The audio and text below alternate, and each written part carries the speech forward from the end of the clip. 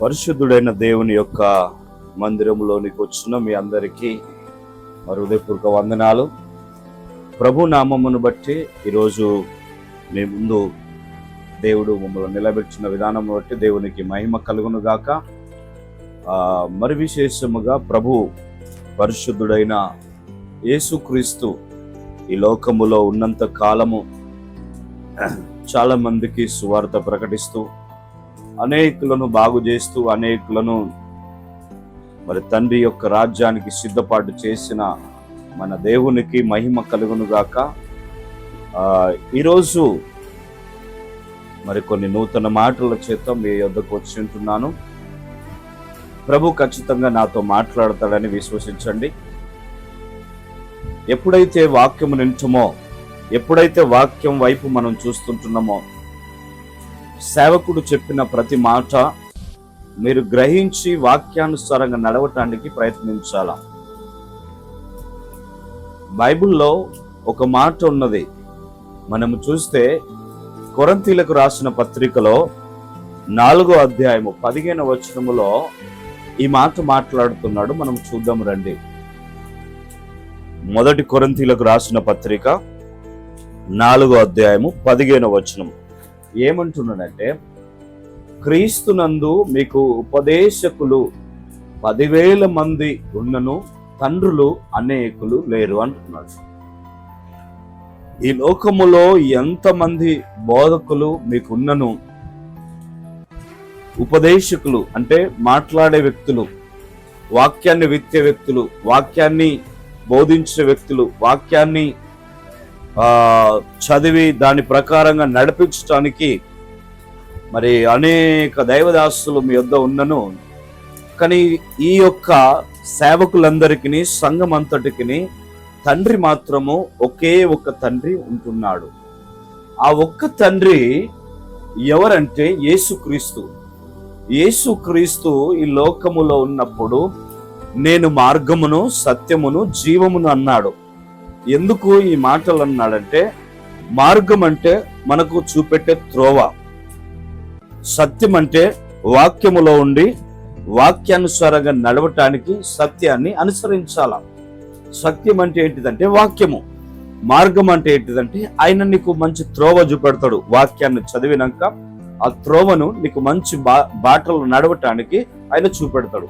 ఆ బాట ఏదంటే పరలోకానికి చేరటానికి ఈ లోకములో ఉన్న శ్రమలు, కష్టాలు ఎదురవుతుంటున్నాయి కాబట్టి వాటి నుండి నీవు తప్పించుకొని ఆయన రాజ్యం చేరాలంటే ఆయన మార్గము అని అంటున్నాడు.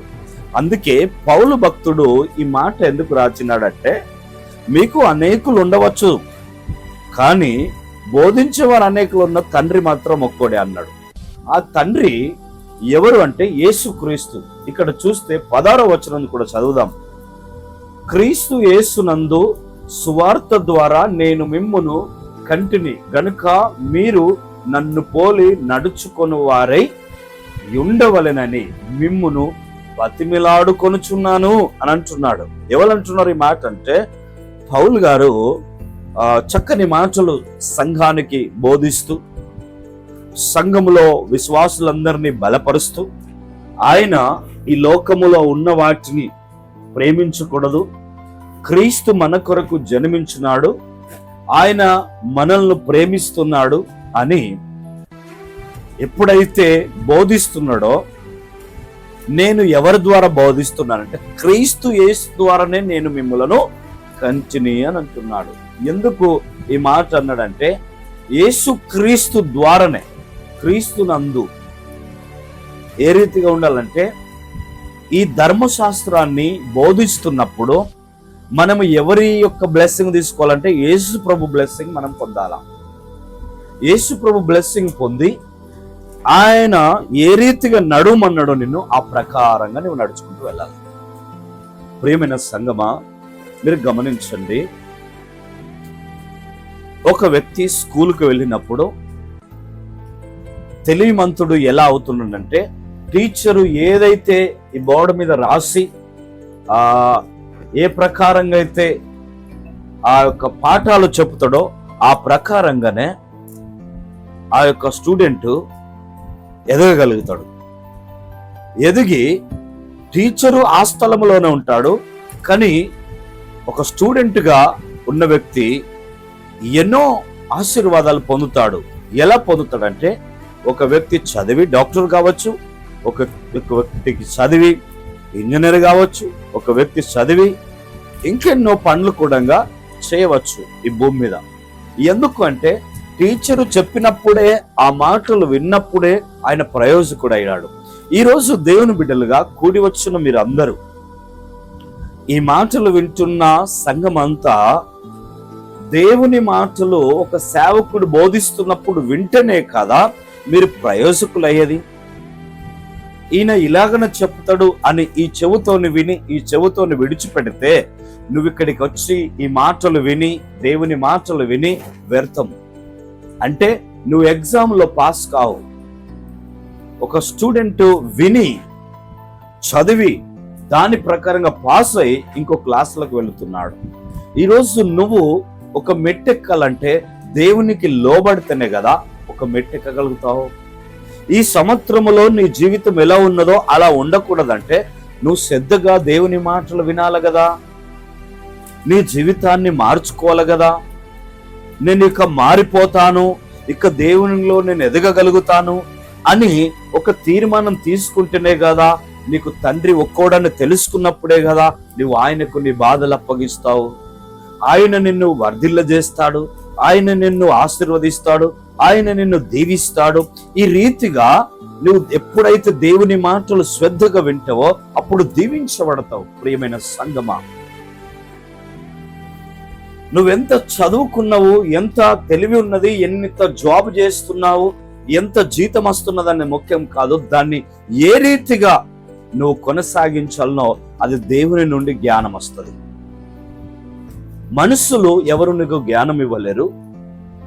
మనిషి రూపము చూడండి, ఎంత బలవంతుడైనా ఎంత అందుగత అయినా ఏమైపోతుందంటే, ఒక్కరోజు ఒకవేళ జ్వరం వచ్చినా, ఒకవేళ మోషన్స్ వచ్చినా ఆయన రూపములో సంతోషము కనిపించదు.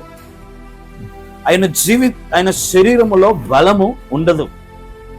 ఆయన ఏమనుకుంటాడంటే, ఏది నా బలము అని అనుకుంటాడు. ఎందుకు అనుకుంటాడంటే ఆయన బలం ఏమైపోయింది, లేవలేని స్థితిలో అయిపోయింది. అందుకే బలమున్నదని మురిచిపోకు, తెలివి ఉన్నదని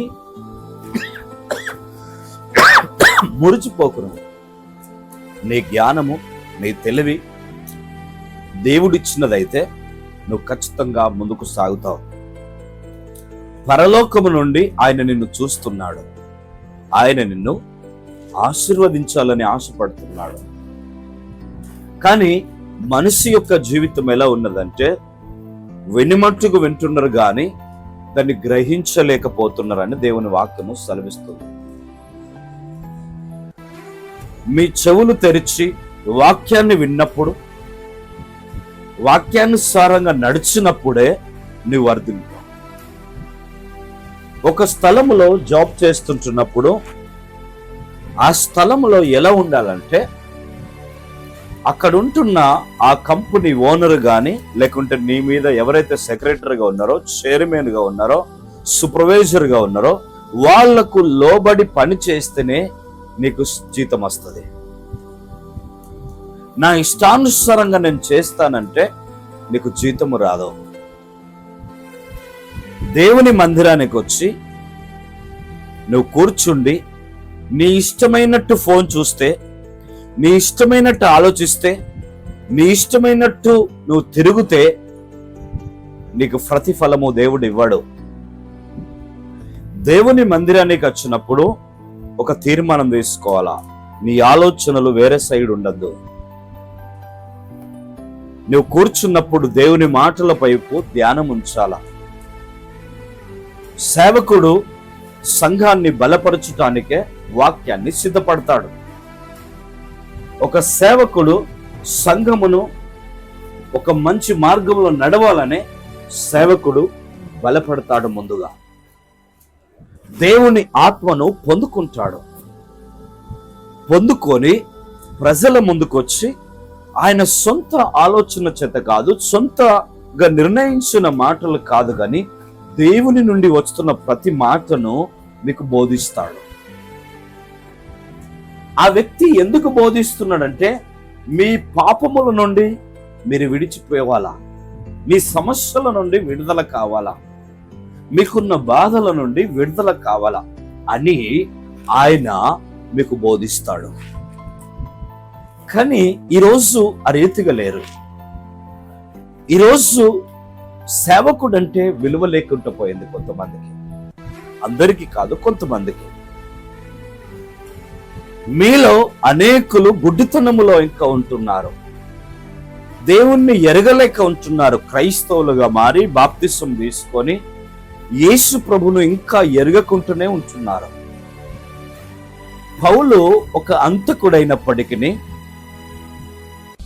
ఆయన జీవితాన్ని దేవునికి అప్పగించినప్పుడు, దేవుడు ఆయనను శ్రమ పెట్టినప్పటికీ, ఎన్ని బాధలు అనుభవించినప్పటికీ యేసు ప్రభును ఆయన మార్గాన్ని విడిచిపెట్టలేదు.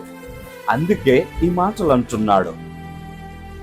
ఏమంటున్నాడు తెలుసా?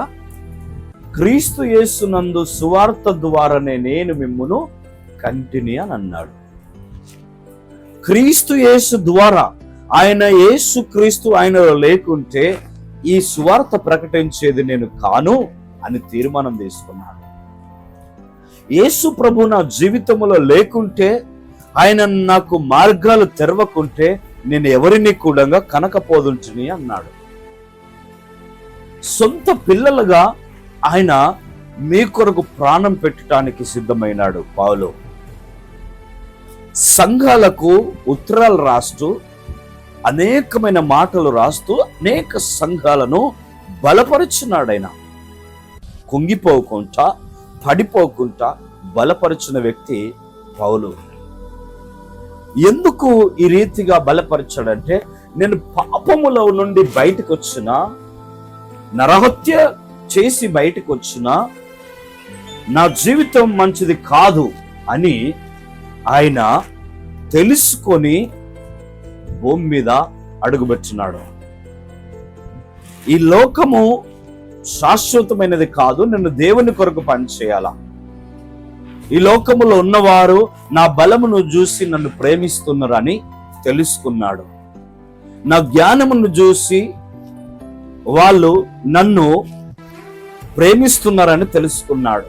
కానీ దేవుడు ఆయనను ఏ రీతిగా వాడుకోవచ్చని ఆయన హృదయాన్ని ఎరిగి తెలుసుకున్నాడు. మనుషులు పైరూపాన్ని ప్రేమిస్తారు, దేవుడు అంతరంగాన్ని ప్రేమిస్తాడు. అంతరంగంలో ఉన్న నీ హృదయం ఎలా ఉన్నదన్నది ప్రేమిస్తాడు.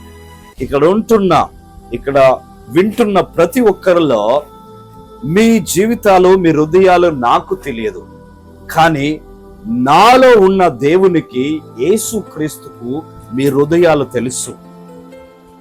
మీరు ఏ రీతిగా ఈ మాటలు విని బలపడుతున్నారో ఆయనకు తెలుసు. నేను ఏ రీతిగా మీ మధ్యలో ఉండి బోధిస్తున్నానో అది ఆయనకు తెలుసు.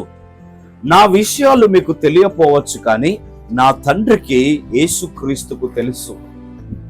ఎందుకంటే నాకు తండ్రి ఆయన ఒక్కోడు, మీకు తండ్రి ఆయననే. మన అందరికి తండ్రి ఒకే ఒక్క దేవుడు. ఆయనను మనం ప్రేమించకుంటే, ఆయనకు మన బాధలు చెప్పకుంటే, మన సమస్యలు ఆయనకు అప్పగించకుంటే మన బాధలు తీరవు, మన సమస్యలు తీరవు. సమాజములో బ్రతికినంత కాలము ఈ యొక్క సమస్యలను పెట్టుకొని, బాధలు పెట్టుకొని నువ్వు పరిగెత్తితే నీకు సమాధానము లేదు. నీకున్న సమస్యలు వెళ్ళిపోవాలంటే దేవునిలో ఒక స్థిరత్వము నీకు ఉండాలా, ఒక మంచి తీర్మానము నీకు ఉండాలా, ఒక మంచి నిర్ణయం నీకు ఉండాలా. ఈ సమాజము నీవు మంచుకున్నన్ని రోజులు నిన్ను ప్రేమిస్తారో, నీలో ఏదైనా తక్కువ కనిపిస్తే నిన్ను ప్రేమించరు. ప్రియమైన బిడ్డలారా, నీ డబ్బును బట్టి నిన్ను ప్రేమించవచ్చు, కానీ దేవుడు నీ డబ్బును కాదు ప్రేమించేది, నిన్ను ప్రేమిస్తున్నాడు. దేవుడు నీ బలమును కాదు, నీ అంతరంగ హృదయాన్ని ప్రేమిస్తున్నాడు. నువ్వు మంచి బిడ్డగా జీవించాలని, ఒక మనిషి ఆశీర్వదించబడాలంటే దేవుని వాక్యాన్ని అంగీకరిస్తూనే ఆశీర్వదించబడతాడు. పౌలు దేవుని వాక్యానికి లోబడ్డాడు. అపోస్తుల కార్యంలో 9వ అధ్యాయంలో చూస్తే ఆయన చరిత్ర అంతా ఎలా ఉన్నదంటే, నీవు ఎవడవు అని అన్నాడు దేవుణ్ణి. యేసు ప్రభు అంటాడు, నువ్వు విమర్శిస్తున్న యేసును అని అంటాడు. అంటే నేను ఎవరిని విమర్శిస్తున్నానంటే క్రైస్తవులను హింసిస్తుంటున్నాను, క్రైస్తవులను చంపుతున్నాను. అందుకే దేవుడు నాకు ప్రత్యక్షమయ్యాడు అని తెలుసుకొని ఆ రోజు నుండి ఒక నిర్ణయం తీసుకొని సేవలో పరిగెత్తగలిగాడు. ప్రేమైన దేవుని బిడ్డలుగా, ఈరోజు నీతో మాట్లాడిన ప్రతి మాట నీ జీవితంలో నెరవేర్చబడాలంటే పౌలు అంగీకరించినట్టు నువ్వు వాక్యాన్ని అంగీకరించాలా. పౌలు జీవితములో ఏ రీతిగా వాక్యము ఫలించిందో నీ జీవితములో ఆ రీతిగా ఫలిస్తే నువ్వు అనేకులకు సువార్థికుడిగా మార్చబడతావు. అనేకులకు మంచి మార్గములు నడిపించే వ్యక్తిగా నువ్వు మార్చబడతావు. ఎప్పుడు నీవు మార్పు పొందుతావు, ఎప్పుడు నువ్వు జీవితాన్ని మార్చుకుంటావు. మనం ఇక్కడ ఇంకొక మాట చూస్తే, ప్రియమైన దేవుని బిడ్డలారా, చూస్తే ఇదే 19వ వచనంలో చూస్తే ఏమంటున్నాడంటే, దేవుని వాక్యము చూస్తే 4వ అధ్యాయము 20వ వచనం చూద్దాం. 4వ అధ్యాయము 1 కొరింథీయులకు రాసిన పత్రిక 4వ అధ్యాయము 20వ వచనం. దేవుని రాజ్యము మాటలతో కాదు శక్తితోనైనది. ఏమిటితో ఉన్నది? దేవుని రాజ్యం మాటలతోని కాదు, శక్తితో ఉన్నది, బలముతో ఉన్నది. ఆ బలము పౌలు పొందుకున్నాడు. ఆ బలము, ఆ శక్తి పౌలు పొందుకున్నాడు. అందుకే 16 సంఘాలకు ఆయన ఉత్తరాలు రాసి బలపరిచాడు. ఈరోజు ఈ మాటలు నీ కొరకని తీసుకుంటే, ఈరోజు విత్తబడిన ప్రతి మాట నా కొరకు నేను మార్చబడాలా అని నువ్వు అనుకుంటే, పౌలు లాగా నేను ఇంకా బలంగా మార్చబడాలా అని నువ్వు అనుకుంటే నీ జీవితంలో ఒక మంచి మేలు అనుభవిస్తావు.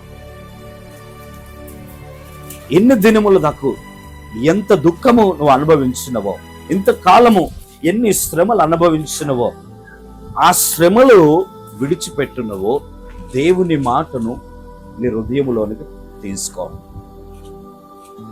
ఆయన నిన్ను ఎప్పుడు ప్రేమిస్తాడంటే, నీవు ఆయన మాటలను తీసుకున్నప్పుడు నిన్ను ప్రేమిస్తాడు.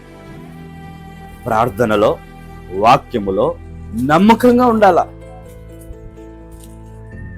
నువ్వే రీతిగా పనికి నమ్మకంగా వెళుతున్నావో ఆ రీతిగా దేవునికి లోబడి ఉండాలా. పరిశుద్ధాత్మ నీలో పని చేయాలి. పరిశుద్ధాత్మ నీతో మాట్లాడాలి. ఎప్పుడు మాట్లాడుతుంది? నువ్వు దేవుని మాటకు లోబడితేనే. ఎప్పుడు మాట్లాడుతుంది? దేవుని వాక్యాన్ని అనుసరిస్తేనే. ఎప్పుడు మాట్లాడుతుంది? ప్రార్థన క్రమంగా చేసినప్పుడే. ఆయన ఆత్మ నీలో పనిచేస్తుంది. ఆయన ఆత్మ నీలో పనిచేసి నిన్ను వర్ధిల్ల చేస్తుంది, నీకు మార్గాలు చూపెడుతుంది. ఎందుకు ఈ మార్గము అంటే, నువ్వు ఈ లోకములో చెడు మార్గాలు చూడకూడదు, చెడు మార్గం వెళ్ళకూడదు అని దేవుడు చెప్తుంటున్నాడు. ప్రజలకు ఇంకా గుడ్డితనములో ఉన్నారేమో. ఆ గుడ్డితనము నుండి బయటికి రావాలా, ఆ చీకటి నుండి బయటికి రావాలా, వెలుగులో జీవించాలా. ఈ వెలుగు ఆత్మ నీలో ఉండాలా. నీలో చీకటి ఎప్పుడు ఉండదు. పరిశుద్ధాత్మ దేవుడు నీతో మాట్లాడుతున్నాడు. నీ బ్రతుకు మార్చబోతున్నాడు. ఎంతో కాలము నుంచి ఏడుస్తున్నావు నువ్వు. ఆ కన్నీటిని తుడుచడానికే దేవుడు ఈ మాటలు నీతో మాట్లాడుతున్నాడు. ఏ శ్రమ నువ్వు అనుభవిస్తున్నావో ఆ శ్రమల నుండి నీకు విడుదల ఇవ్వబోతున్నాడు. పౌలు లోకములో ఉండి ఆయన బలాన్ని బట్టి, ఆయన తెలివిని బట్టి ఆయన ఎంతో ఘనత నిందండి లోకములో. ఎందుకు తెలుసా? పౌలు ఉన్నాడు, మాకేంటిది, సౌలు మాకుండగా మాకేము భయము అని అనుకున్నారు. కానీ సౌలు పౌలుగా మారినప్పుడు దేవుని బిడ్డగా మారినాడు. ఈరోజు నువ్వే పేరు పెట్టుకొని ఈ లోకంలో తిరుగుతున్నావా? నీ జీవిత చరిత్రను మార్చేది యేసుక్రీస్తు ఒక్కడే. నీ అంతరంగ హృదయాన్ని ఎరిగేది యేసుక్రీస్తు ఒక్కడే. నీ సొంత కుటుంబీకులు నిన్ను ఎరగలేరేమో. నీ జీవితం ఎలా ఉన్నదో నీకు తెలియదు. నువ్వు కుంగిపోతున్నావు, పడిపోతున్నావు. పౌలు లేచినట్టు నువ్వు లేవాలా? పౌలు మార్చబడ్డట్టు నువ్వు మార్చబడి రోజు ఆయన దేవునికి ఇష్టమైన బిడ్డగా అయిపోయాడు. తన యొక్క వాక్యములో చూస్తే ఆయన నమ్మకమైన వ్యక్తిగా ఉన్నాడు. నువ్వెలా ఉన్నావు రోజు? నమ్మకంగా ఉంటున్నావా? విశ్వాసంగా ఉంటున్నావా? ఆత్మీయంగా ఎదగగలుగుతున్నావా? ఈ రోజు నుండి ఒక తీర్మానం తీసుకొని ఎదుగు. ప్రజల వైపు చూడకు. విశ్వాసులు వీళ్ళు ఇలా ఉన్నారు, వాళ్ళు అలా ఉన్నారు అని వాళ్ళ వైపు చూడకు. నీ జీవితాన్ని దేవునికి అప్పగించుకో. దేవుడు నీ జీవితంలో కార్యం చేస్తాడు. అది దేవునికి కావలసిన ప్రేమ. ఇష్టమైన బ్రతకది. నువ్వు దేవునికి ఎప్పుడైతే సమర్పించుకుంటావో ఆ రోజు నీ జీవితంలో పనులు జరుగుతూ ఉంటాయి, స్టార్ట్ అవుతాయి. ఒక తీర్మానం ఎలా ఉండాలంటే, ఒక ఫోన్కు సిమ్ కార్డ్ తీసుకుంటే సరిపోదు, దాంట్లో రీఛార్జ్ చేసినప్పుడే అది నడుస్తూ ఉంటుంది. ఒక మనిషిగా నువ్వు మందిరానికి వచ్చుట్లా ఏం మారిపోదు. నీలో దేవుని వాక్యాన్ని తీసుకున్నప్పుడే నువ్వు అందరికీ ఒక పరిచర్యకుడిగా మారిపోతావు, ఒక సాక్షిగా మారిపోతావు. పౌలు పడిపోయాడు, గుడ్డుతాం అయిపోయాడు, కళ్ళు పోయినాయి అయినాయి. 3 దినములు కళ్ళు రాలేవో. అననీయ వెళ్ళి ముట్టినప్పుడు ఆయన కళ్ళు తెరవబడ్డాయి. ఈరోజు ఇంతకాలము నువ్వు ఎలా ఉన్నావో, ఈరోజు దేవుడు నిన్ను ముడుతున్నాడు. నువ్వు బాగా కావాలని నీ గుడ్డితనములో నుండి బయటికి రా, లోకాశల నుండి బయటికి రా. ఈరోజు దేవుని మార్గంలో నడువు, యేసుక్రీస్తుని సొంత రక్షకునిగా చేర్చుకో. అప్పుడు నీ జీవితములో అనేకులు నీ వెంట వస్తారు. నువ్వు వాళ్ళ వెంట కాదు పోయేది, వాళ్ళు నీ వెంట వస్తారు. ఎందుకు తెలుసా? ఈ వ్యక్తి మంచి మార్గంలో నడుస్తున్నాడు. నిన్ను వెంబడించేవారు కావాలి, కానీ నువ్వు వెంబడించేవారు నీకు అవసరం లేదు. నువ్వెంత వెంబడించిన వాళ్ళని చిన్నతనంగా చూస్తారు, కానీ నువ్వు అధికమైన మేళ్ల చేత నింపబడ్డప్పుడు ప్రజలే నిన్ను వెంబడిస్తారు. ఆ ప్రకారంగా జీవించడానికి ప్రయత్నించు. దేవుని ఆశీర్వాదం పొందుకో, దేవుని మేలు పొందుకో. ఇటు వాక్యము దేవుడు మీ జీవితాల్లో ఫలింప చేయునుగాక. ఆమేన్. రండి, చిన్న ప్రార్థన చేసుకుందాం. పరిశుద్ధుడైన యేసుక్రీస్తు ప్రభువా, నీకు వందనాలు. సౌలు పౌలుగా మారినాక ఏ రీతిగా నిన్ను గనపరిచినాడో, ఏ రీతిగా మార్చబడ్డాడో, ఏ రీతిగా సేవ చేయగలిగాడో, ఏ రీతిగా సంఘాలకు నీ మాటలు చెప్పగలిగాడో, ఆ ప్రకారంగా ప్రభువా మేము కూడా ఇంకా అంతకంటే ఎక్కువగా మేము నమ్మకంగా ఉండి నీ మార్గములో నడిచే అట్టి కృపా భాగ్యము సంఘానికి నాకును వింటున్న ప్రజలందరికీ కలుగ చేయమని యేసయ్య పరిశుద్ధమైన నామమున అడుగుతున్నాం తండ్రి. ఆమేన్, ఆమేన్.